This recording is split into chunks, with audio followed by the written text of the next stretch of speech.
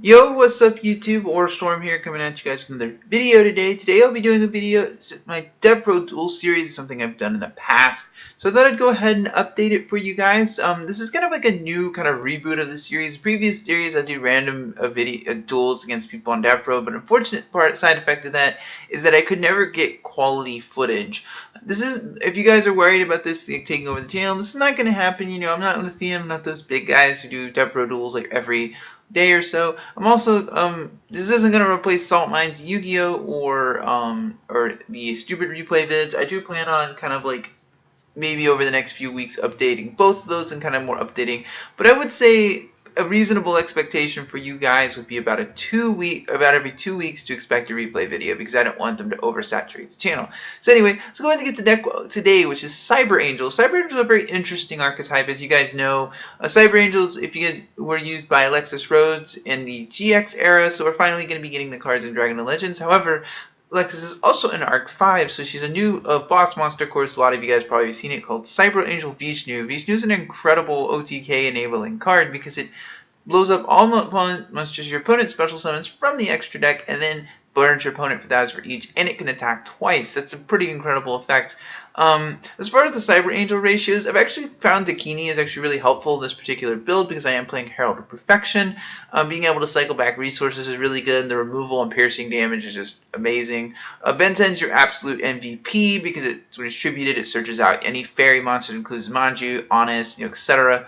Ida 10 is really nice because it allows you, if you ritual summon an Ida 10, it can grab ritual monster from the deck. That kind of adds I call it like a climb the ladder type thing. You can ritual summon Ben 10 and grab whatever ritual monster you need. Saphira and Herald are really nice because they're pre-preppable, and then you have the course rounded off with the Honest and the Cyber Angel, Petite Angel, Manju. Valor and Strike are kind of neat. I don't know if I'd call them tags, but they're good in the deck because Valor triggers Saphira, and Strike protects you from removal. So overall, I think that's part of the deck is really good. The extra deck's kind of like, this is currently in my deck list, so but anyway, let's not waste any more time. Let's go ahead and hop into the duels. So the first duel I was actually playing against Arrow Mages with some of the new support cards from the latest set. So anyway, I get to start, so I go ahead and Hymn of Light, and then go ahead and pass my turn. A lot of times I'll find what I'll do is when I do open Saphira, pause it real quick, I find that I do like the deck thinning of drawing 2 rather than adding back from grave. That's just me. It really comes, but that's kind of my thing. So Voinkir is an excellent start. He goes Lone Fire into Jasmine with 3 sets. One happens to be a Storming Mirror Force, as we'll see in a moment. Unfortunately, my Saphira gets Mirror Force, so I go ahead and summon the Petite Angel, go ahead and set myself up for next turn, and he apparently proceeds to Suture the Tutor, and we're going to see some pretty nasty, and on top of that, he top decks into a Twilight Rose Knight. So we're gonna, and he drops third Jasmine, must be nice. He's going to Twilight Rose Knight, and then grab all 3 Jasmines from deck, then proceed to draw 3 cards. Must be nice.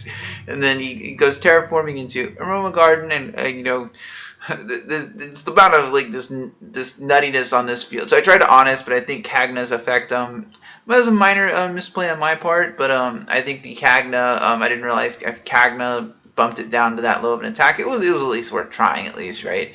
So go ahead and pass the turn back to me. So I do have the Vishnu in hand, and then I top deck into the Ben 10s. That really does help.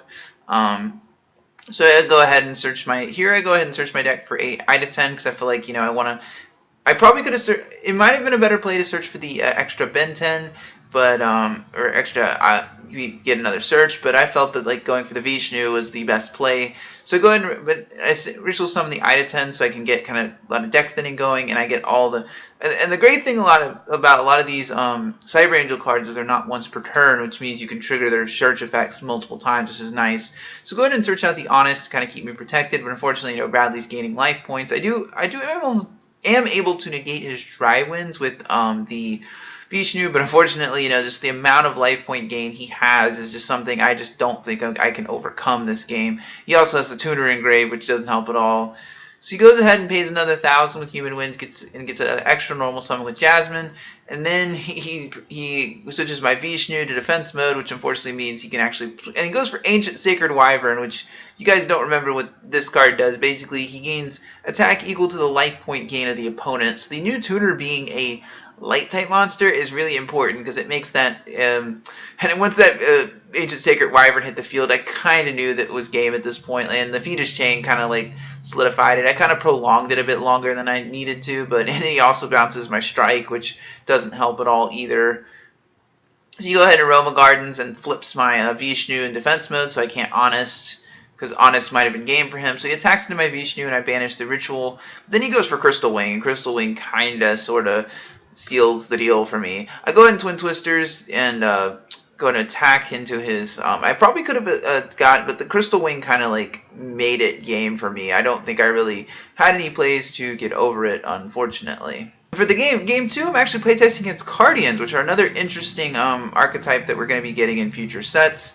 So I start. So I have the Preparation of Rites in hand. So even though I go ahead and use the Ben 10 into Ida 10 combo, searching out a Daikini. And the reason I go ahead and ritual summon Daikini, the reason I opted to do that was because I do have the Preparation of Rites in hand and the Effect Failure. So I felt pretty comfortable. Even if it was quote unquote overextending, I felt like it was. And then once I knew he was playing Cardians, he opens Hanawaze, it must be nice. If you open Hanawaze with this deck, like it's pretty much, it can seal the deal. And of course he's doing all the combos. He attacks into the Matsu, and the Matsu allows him to top deck into another card he needs. And the new Guardian support is incredible. The new level 7 allows you to destroy without targeting, and they're also getting another monster that allows them to destroy spells and traps without targeting, so it bypasses cards like Skyr. So he goes for the Synchro.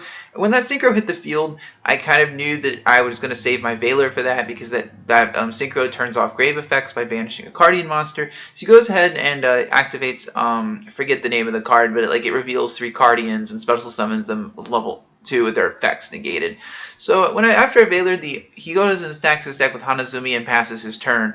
And once Voint saw I had the pre-prep, he admittedly said it was game. So go ahead and drop the Vishnu, and I pretty much, the amount of pluses I'm gaining are pretty nice, and then on top of that, Daikini will inflict piercing damage, so that's game over. And next up, game 3, we actually play test against Dark Magician. So I go and open pre-prep, which is always nice. And then fortunately, the pre-prep's the only role play I have. I didn't have the Ben 10 in hand. And I go ahead and pitch the second Ida 10 with Saphira's effect. I felt pretty confident because I did have Twin Twisters and Regeki for back row.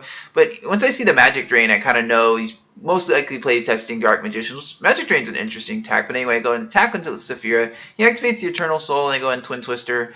But then he also has the Magic Drain, which forces me to chain the Regeki, but maybe it was a bit much pitching the Regeki, but and maybe I should have waited, as you'll see in a moment. He goes Dark Magic Circle and Secret Village of the Spellcasters. When that hit the field, I kind of knew that that card literally was gonna seal the deal for me. Secret Village it's a $30 card for a reason, and it basically kind of he banishes my Saphira, and I kind of know at this point I can't do anything. I know that he pretty much has it, because I don't play, obviously, as you guys know, I don't play a lot of traps, so I go ahead and just scoop it up there. So anyway, guys, this is currently my deck list. Let me know down in the comment section down below what you think of the Cyber Angel deck list. Do you think there's a couple changes I could make? Also, let me know in the comment section down below. Do you think are you going to be investing in Cyber Angels when they are released? Anyway, guys, as always, I thank you guys for watching. So, Orstorm, signing out.